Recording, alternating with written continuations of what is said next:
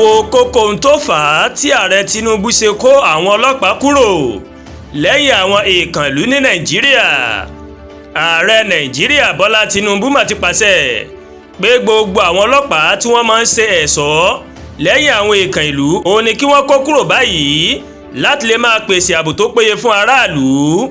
Ìkéde ààrẹ yìí ó mà ló mà jáde o nínú àtẹ̀jáde kan tí agbẹnusọ rẹ̀ Báyọ̀ Ọ̀nánúgà mà sọ wípé gbogbo àwọn ọlọ́pàá náà ó ní wọ́n máa padà sí ojúlówó iṣẹ́ wọn.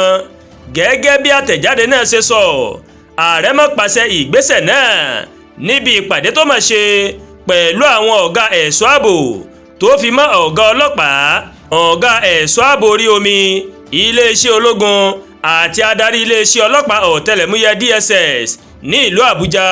Ààrẹ ní èèkàn ìlú tó bá ń fẹ́ ẹ̀ṣọ́ ààbò kí wọ́n lọ kọ̀wé sí iléeṣẹ́ ẹ̀ṣọ́ ààbò arẹniláàbò ìlú, ìyẹn Nigeria Security and Civil Defence Corps NSCDC, láti fún wọn ní ẹ̀ṣọ́ ààbò tó ní nǹkan ìjà ogun.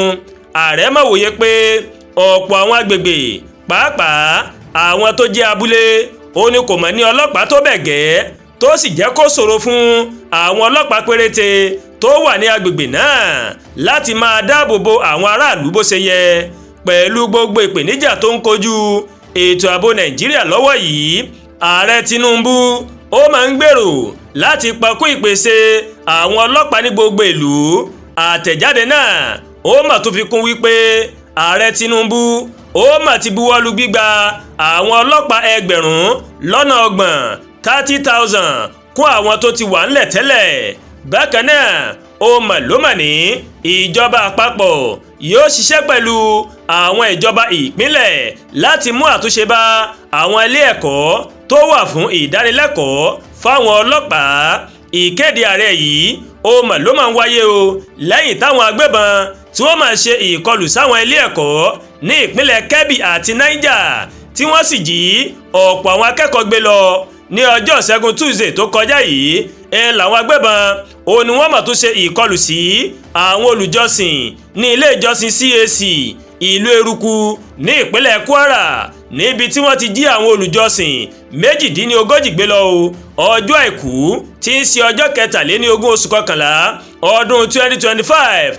Ìní ààrẹ mà kéde pé àwọn olùjọ́sìn náà wọ́n ti gba ìtúsílẹ̀ kúrò ní àkàtà àwọn ajínigbé kí Ọlọ́run ọba Elédùmarè kó bá wa dá ètò ààbò tó péye sí orílẹ̀-èdè wa Nàìjíríà. Àdúrà gba Olúwatóyìn ló ń kàròyìn sí létí láti kàn ní ẹ̀yà Yorùbá World TV. Bẹ́ẹ̀ ṣe ń wò wá, ẹ máa bá wa like, ẹ máa share, ẹ dẹ̀ máa comment. Ẹ má tún gbàgbé láti bá wa subscribe sórí YouTube channel wa, kẹ́ wá bá tẹ notification bell láti lè máa àwọn ètò wa lọ́kọ̀ọ́jọ̀kan tó bá ti gorí ìkànnì yìí. Ẹ ṣé pọ̀ tẹ́ wò wá a kú iṣẹ́ àtàárọ̀, Ọlọ́run ó fi èrè sí iṣẹ́ mi àti yín